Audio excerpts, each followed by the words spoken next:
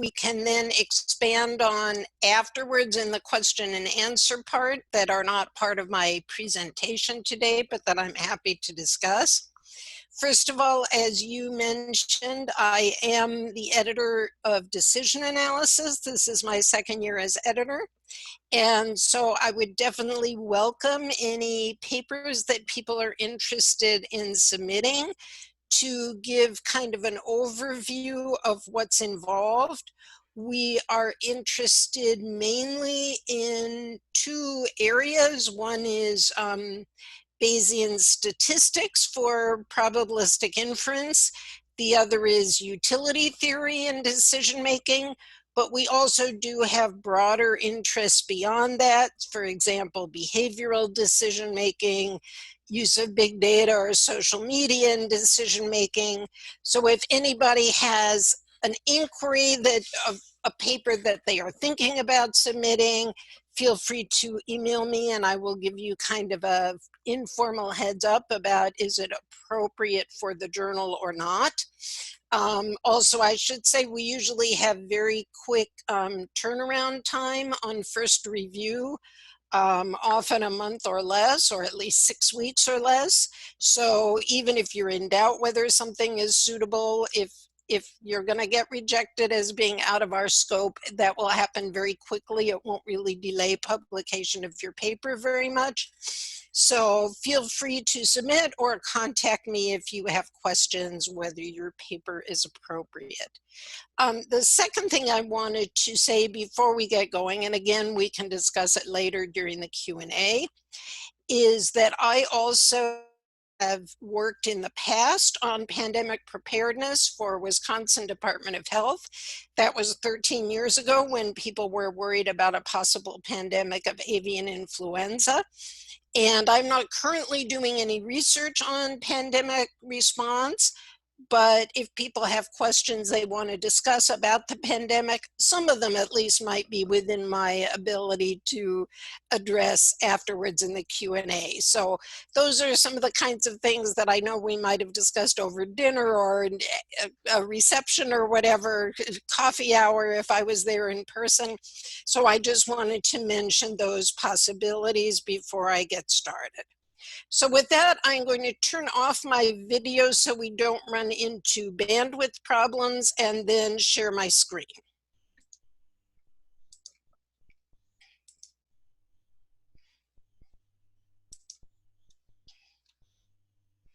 Okay, that's looking pretty good. So for now, as I mentioned, or as you mentioned, the title of my talk is Pitfalls of Big Data. And when you first asked me to give this talk, I had to say, well, I don't usually do very much with big data. Actually, right now I do have a data-oriented project, but in risk analysis, often the things we're worried about are very rare events. In fact, one of my favorite paper titles, not by me, but by a colleague, is Learning from Samples of One or Fewer. So that's something where, you know, most of my career has been in areas of very sparse data. But I mentioned to you that, well, I would be happy to talk about pitfalls of big data, not that there aren't also advantages of big data. But you can think of this talk as kind of like the warnings that your parents might have given you, similar to, you know, don't live beyond your means or whatever, conventional wisdom about potential data problems that your grandparents might have given you if they had a class on statistics, which of course they might have had. So that's going to be my focus, is just let's not forget some of the warnings that were important in the past that may still apply in an age of big data. Let me see how, there we go. Okay. So first point is just despite big data has major advantages, the usual cautions that we learned in our introductory statistics classes about sparse data and statistical significance and so forth still apply. And since my background is largely in risk analysis for rare events, I would say that that's especially true in safety critical areas where we may be focused on very rare events and trying to extract information on rare events from large databases. So one of the important things to realize is that however large your database is, for many questions, what at first appears to be big data can actually end up being small data. So example that came to my mind is searching a large database for a small number of cases that have, say, a rare combination of diseases. So let's say you're looking at somebody that has 2 serious diseases, and maybe the treatment that is good for one disease is harmful for the other, and vice versa. So you may be looking at, should I use treatment A or treatment B? And you may want to, as a physician, look at your history of patient, your medical center or whatever, look at which people had that combination of diseases, how they did, and which treatments seemed to be more effective. So for example, you might search your database with, hundreds of thousands of patients, and maybe you find 7 people with this rare combination of diseases. So you may look and see that 3 people had treatment A and they got better, 4 people had treatment B and they got worse. And from that, as a physician, I may obviously want to choose treatment A if that seemed to be the help people. But it's important to realize that in doing that, I am making a decision based on N of 7, not based on the hundreds of thousands of cases in my overall database. So as Spiegelhalter said, there are a lot of small data problems that occur in big data. They don't necessarily disappear, and in fact, they could get worse, or at least you could have more small data problems because of the large number of inquiries that you can do with a big data set. So this example about searching a database for a rare combination of diseases came to my mind because of a talk that I heard several years ago by one of our Wisconsin alumni who is now the chief information officer at a major medical system. And he was very proud of the fact that they could now search their database to find these kinds of circumstances, but didn't really address in his talk the fact that these decisions might now end up being based on a handful of cases like N of 7 or whatever. So N of 7 might be not great. It might still be better than N of 0 that we had before we had big data. But one important thing to realize is that relying on these small sample sizes could then eliminate what we call the requisite variety that is needed in order to learn from experience in the future.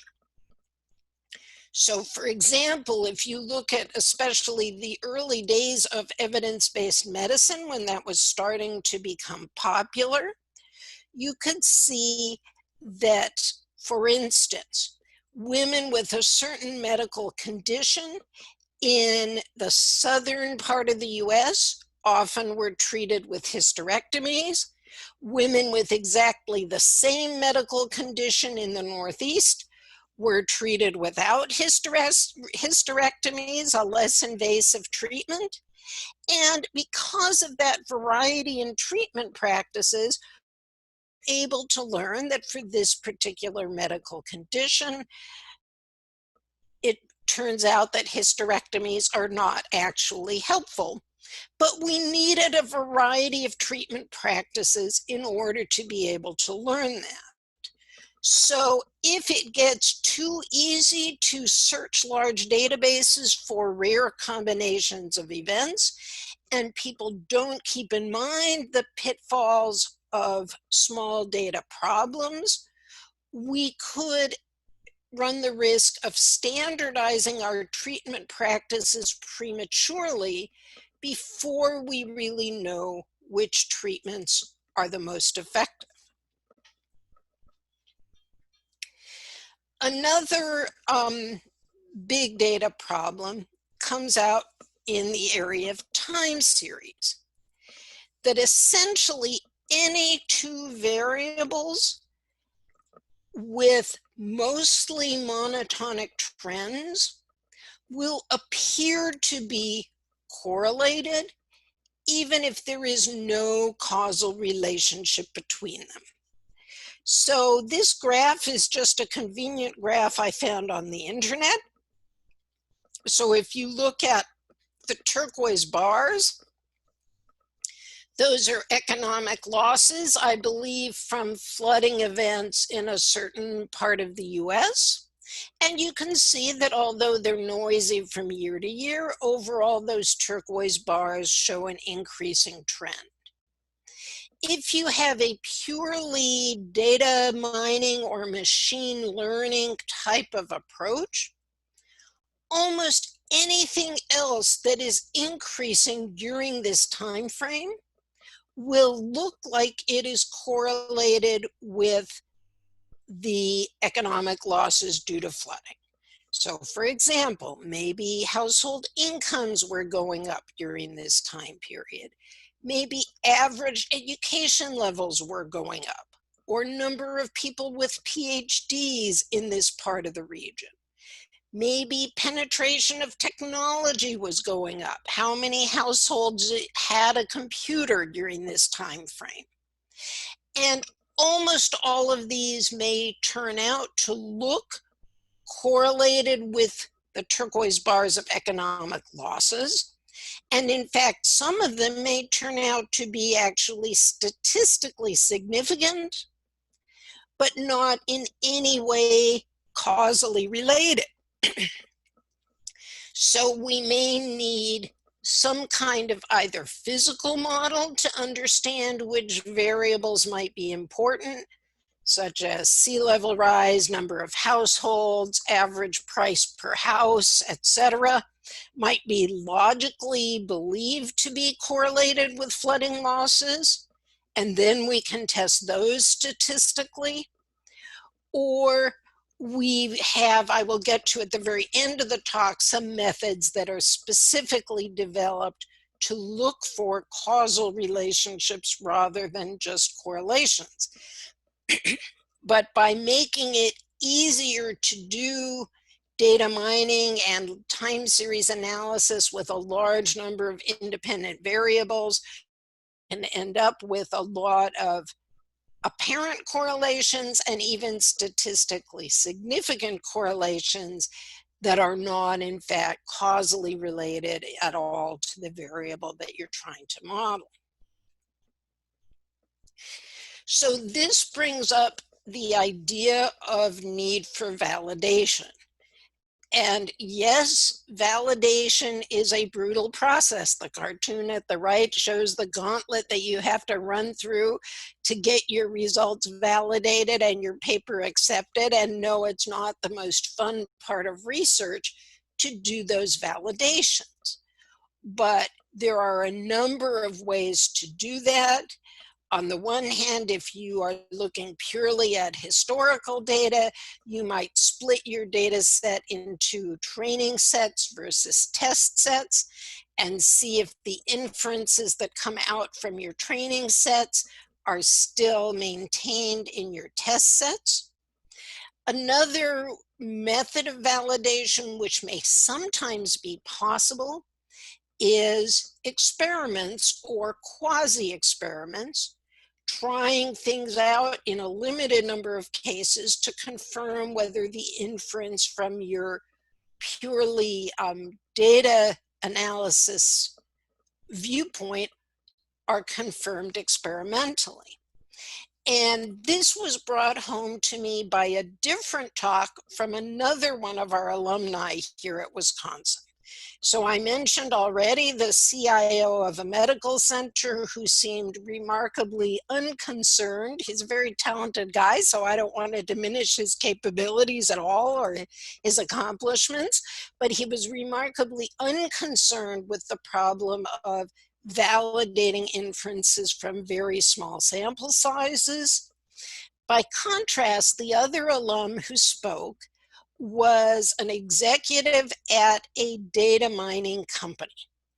And so some of the kinds of things they did were advising clients on issues like pricing of products.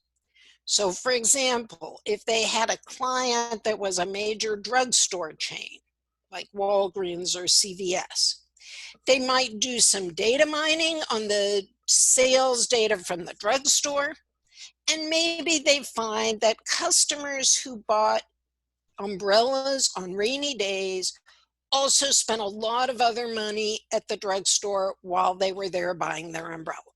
So you can imagine it's raining, you don't have an umbrella, you go into the drugstore, you buy an umbrella, and while you're there, maybe you also get a magazine and some snack foods and a bottle of Tylenol and some nail polish. And so your umbrella maybe only cost $10, but you spent $60 at the drugstore buying other kinds of things once you went in. So a natural from that kind of observation might be that, oh, maybe we should have special pricing on umbrellas, like a loss leader, sell umbrellas for only $2 or $3 on rainy days to get more people to come into the drugstore and buy magazines and snacks and all the other things people buy at the drugstore. But this guy, when he was speaking to our students, he said we would never, ever make that recommendation to a client without doing experiments first. Let's take half a dozen Walgreens stores around the country, try for a few months having promotions that make umbrellas really cheap on rainy days, and see whether we actually make more money that way. Because conceivably, the people who come into the store when umbrellas are priced at $3 might be cheapskates who don't buy a lot of other things at the drugstore. And the people who come and buy umbrellas when they're at their regular price of $10 may have a completely different purchasing habit than the people who come in response to a promotion. And it really struck me that the person whose goal was to deal with the price of umbrellas, where the only possible loss is maybe Walgreens would lose a little money if they priced umbrellas too cheap based on his recommendation, was super careful about the importance of validation and running experiments and not assuming that past trends would continue in the future, while the person who was responsible for advising on treating patients with life-threatening, complicated medical conditions did not seem to have thought about the need for validation nearly so much as the person whose only mistake might be pricing umbrellas too cheap. So that's kind of a warning about the need for validation in order to really have reliable results from your big data analyses. Another possible pitfall of big data is false positives. So Ioannidis, who's a physician who has done a lot of work on medical statistics, actually has claimed that most published research findings, at least in the medical area, are false. The cartoon here is, great news, you're pregnant, where the guy is obviously male and almost certainly not pregnant. So that's one example of a false positive, but not all of them are quite so obvious.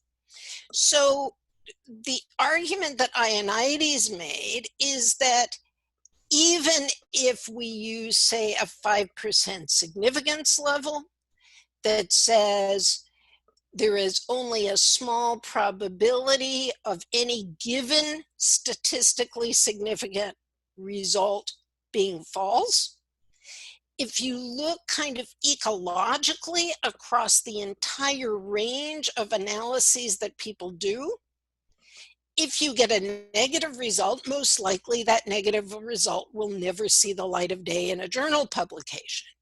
If you get a positive result, like caffeine is statistically associated with more heart attacks or fewer heart attacks or whatever else, that statistically significant result can end up in a journal article.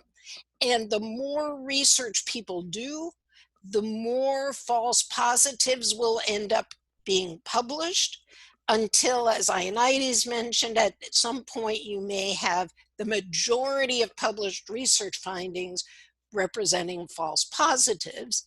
And this can also explain how often we get conflicting results as well, where is caffeine good for you or bad for you? Every month there might be a new article published, and many of those might be false relationships that showed up as statistically significant, even though there isn't a factual relationship behind them.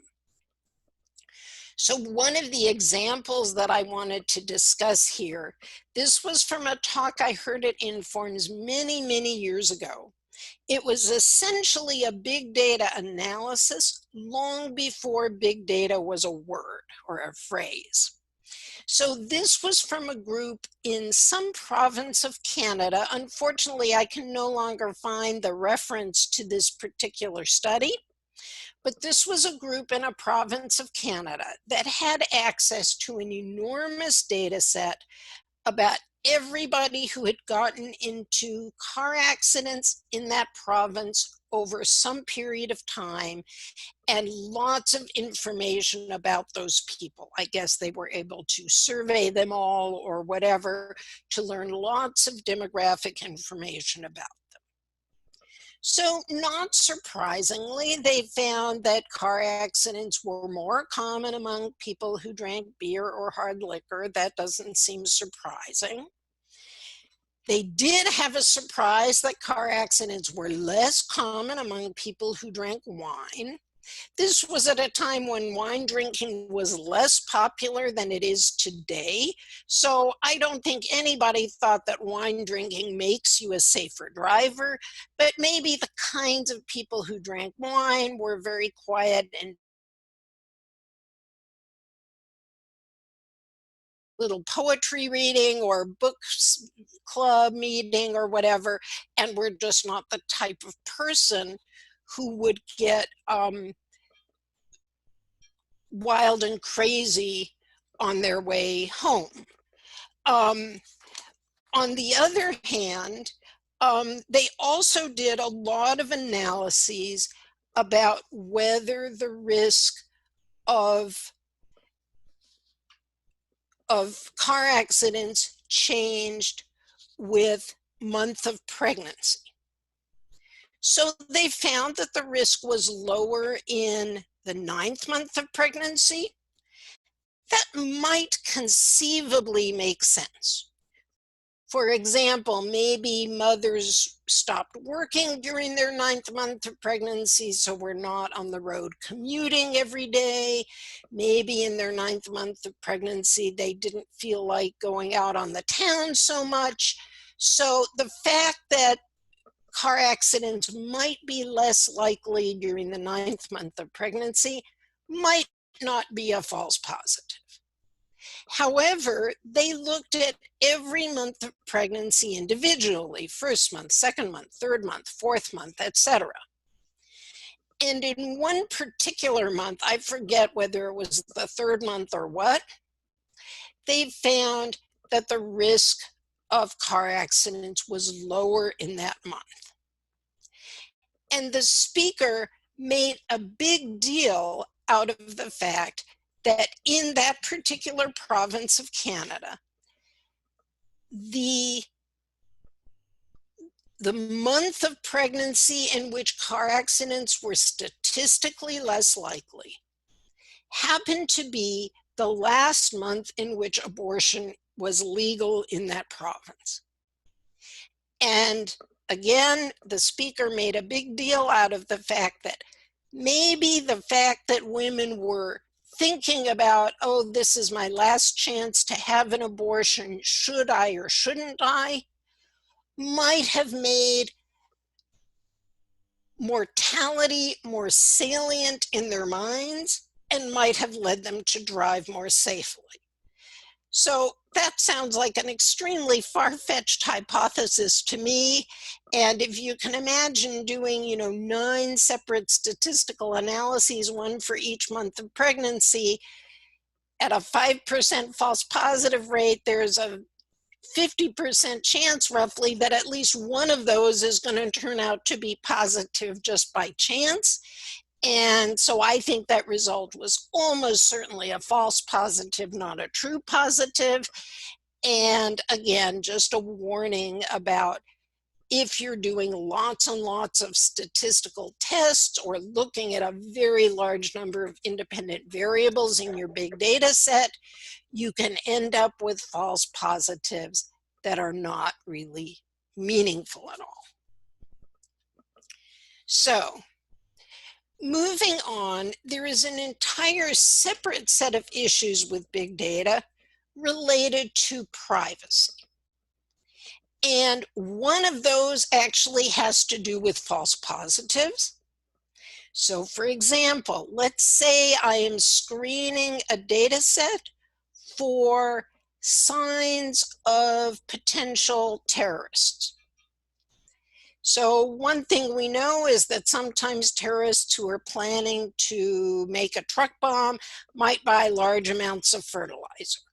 So you could identify anybody who buys large amounts of fertilizer and say that they are at risk of being terrorists. But there's also lots of legitimate reasons why people might buy large amounts of fertilizer. And so in this kind of screening analysis, you might find out that many of the people that you identified as suspicious bad guys because they had bought large amounts of fertilizer were actually just farmers and ranchers and had a perfectly legitimate reason for their purchase.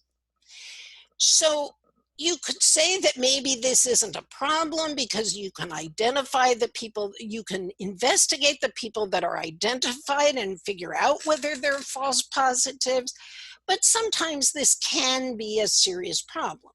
For instance, being identified as a potential terrorist can get somebody on the no-fly list in the US, and at least the time I checked, being on the no-fly, it is quite difficult to get yourself taken off of that list, even if the reason for being identified is not a legitimate reason.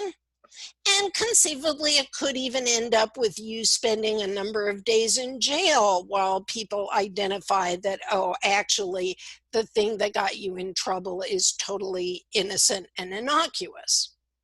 So false positives certainly are a big privacy issue, but not the only privacy issue with big data.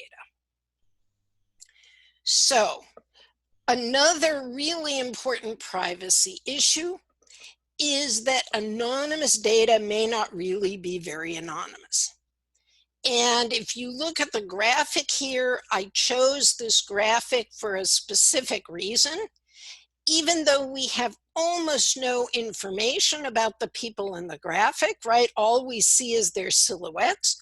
Nonetheless, we can immediately identify that, hey, wait a minute, one of those people is in a wheelchair, and that might be sensitive private information about that person that we can still identify from a tiny amount of information.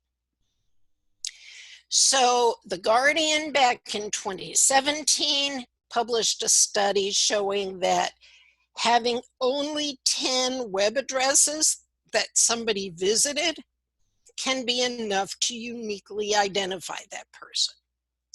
So the example they gave was, think how few people there are who work at your same organization, bank at your same bank, have your same hobby, read the same newspaper, and have the same mobile phone provider. So if you're going to your bank's website for automated banking and your phone provider's website, etc., somebody could very quickly narrow down who you are. There are lots of other examples of searches that could be very revealing in a short amount of time. So think about sales that you research. If you are researching who has sales at, say, a hardware store, that's probably not something you do while you're traveling. And moreover, you probably are not going to drive 10 miles out of your way just to save a little money at the hardware store. So if you are researching sales at a hardware store, most likely that hardware store is in your neighborhood, maybe at most a couple of miles from your house. So now somebody who knows that you search sales at that hardware store knows your neighborhood. What other kinds of things might you search online? You might search the time and place of a funeral service or the registry for a wedding. Whose funerals and weddings do we go to? Well, often they're either coworkers who work in the same organization or even family members. If you search a funeral service or a wedding for a family member, they may even have your last name. So now they know your last name and your neighborhood. What else might you search? You might search rare diseases. What kind of rare diseases do people search? Usually one or their immediate family have recently been diagnosed with. So if you are searching a rare disease, that's probably one that you or somebody in your household has. So now that person who knows maybe your name and your neighborhood also knows some very sensitive medical information about you or your family. What else might people search? They might search, for example, they might be in an online discussion group about some extremist political view that they share. And not only that, but they may use the same ID for their medical support group as for their political discussion group. Maybe their ID is Professor Mom 55. And if they use that same ID in both discussion groups, you now know not only sensitive information about them, but also sensitive political information that they might not want you to be aware of. So if you look at that, there's a lot of risky information that people can gain easily from seeing your search history. A similar paper was written recently on geographic data, like what if somebody gets the GIS data from your cell phone on your car. Sometimes that's uniquely identifying because you go to and from home and work almost every day, so they have your home address and your work address. Even people who travel extensively for work, it's often pretty easy to tell from their GIS data either who they are for sure or a very limited number of people that might have that travel history. So another recent study, this was published in 2019, I would recommend that people write down the link here, or maybe one of you can put it in the chat for other people to copy. If not, I am happy to respond afterwards and email people the link or whatever. This is a website that identifies how likely it is that somebody could know who you are from a very limited amount of data. So the percentages here are not generic. These are my personal data. So if I put in my birth date, my gender, and my zip code, their algorithm says that there is a 62% chance of them identifying who I am from those 3 pieces of information alone. And you can say, okay, birth date has a lot of bits of information, but gender is really only 1 bit. And so not a lot of information gets you down to a 62% chance. Roughly, you can think of it that there might be only 2 people in my zip code who are women with my birth date. Similarly, you can add an extra bit of information. If I add the fact that I'm a state government employee because University of Wisconsin is a state institution, now it's virtually sure that somebody who had those 4 bits of information would be able to know who I was. And again, you can say that birth date might be kind of sensitive or detailed information that not everybody would know, but gender, zip code, and the fact that I'm a government employee are pretty easy to figure out and can get you to a pretty high chance of identifying who somebody is. So these kinds of things lead to very significant risks. A number of years ago, Netflix was planning to have a competition to see whether people could improve their recommendation engine. So they were going to release a lot of their private data on people's movie reviews to researchers who could compete to get a better recommendation engine and maybe win a bunch of money from Netflix. And there was a woman who sued to prevent the release of information. Why did she sue? She was a lesbian who was not out in her marriage. And so on Netflix, she was reviewing a lot of movies with lesbian or gay content, which ones she liked and didn't like, etc. She also reviewed, for instance, movies that her toddler was watching or whatever, and saying, you know, well, I don't think this movie is really appropriate for a 3-year-old. That same review of her toddler movie choices might also have been posted on public websites where her name was identified with the review.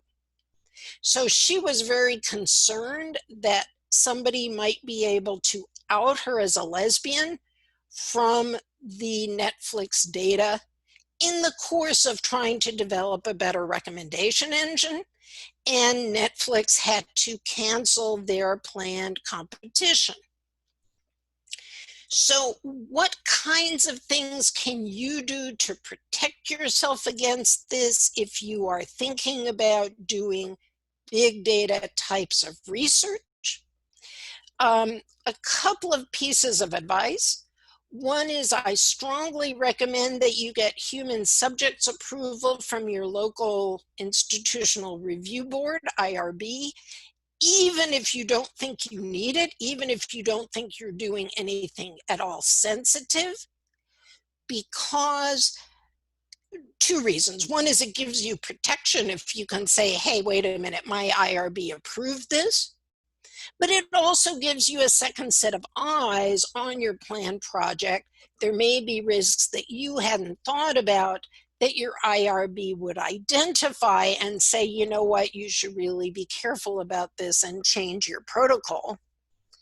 The other recommendation I would have regarding privacy issues before doing many types of big data analysis, if they include any type of personal information, is also to think ahead of time about what you would do if somebody in the database was identified. So imagine that one of your graduate students who's working on the project comes to you one day and says, holy cow, I probably shouldn't have seen this, but I think person 2564 in our database is probably my alcoholic uncle. What should I do? And you don't want to be thinking about that kind of problem for the very first time on the day it happens. You want to think a little bit ahead of time what would happen if somebody identified sensitive information from the database you're working on, rather than responding after the fact without a lot of time to think through carefully how to handle the privacy issues. So I talked a little bit about solutions to the privacy problem. I also want to conclude with some solutions about false positives and correlations that do not reflect causality, etc. And a lot of these are discussed in much more detail in a 2013 paper by Tony Cox, a colleague of mine. I am not really an expert on causality modeling, but again, anybody who's really interested can email me and I can send you the link, and you can learn a lot more about these kinds of issues from Tony Cox. So at a minimum, in all of your statistics classes, you probably already learned about some of the adjustments or corrections that people make when you are doing large numbers of significance tests on a single data set. Those are crude, but at least they're simple and very well known. You may not remember them, but you can probably look back at your intro statistics book and look them up and use those corrections to minimize the number of false positives you get when you are doing large numbers of significance tests. But over time, as people have become more aware that correlation is not necessarily representative of causality, there are some much better methods that have been developed. And these days, you don't even really need to be an expert on these methods because they've been encoded in software packages that are available. One of them is something called Granger causality, which is explicitly meant for time series data. So here, if you think back to those turquoise bars showing flooding losses, almost any time series will typically have a large autoregressive component. In other words, you can do a pretty good job of predicting, let's say, future flood losses from past flood losses, just by extrapolating the trend. So the core idea of Granger causality is if you put in some other variable, such as housing prices in the area or number of people with PhDs or whatever, the question is not, is it correlated with flood losses, but does it significantly improve on the prediction that you would get just from autoregression alone? So if a variable like education level does not improve your predictions compared to pure autoregression, that kind of says that there is a trend going on that is maybe due to something other than education level in the region with the flood losses. A second idea that doesn't depend on having time series data is the idea of conditional independence tests. So let's say you have some variable that you are trying to explain and you have a bunch of independent variables that you are thinking about. If after conditioning 5 of those variables, your outcome is conditionally independent of the variable, again, that kind of says probably that sixth variable is not causal. If you can explain flood losses based on sea level, housing price, and number of houses in the area, then adding in, say, education level or penetration of personal computers or whatever may not improve your prediction above those initial variables. And so that's another, not perfect, but guideline test to whether things are likely to be causal or not. So again, these days, it's easy to do a lot of big data analysis and a lot of either machine learning or time series, etc., with large numbers of independent variables. But now that these kinds of techniques are available for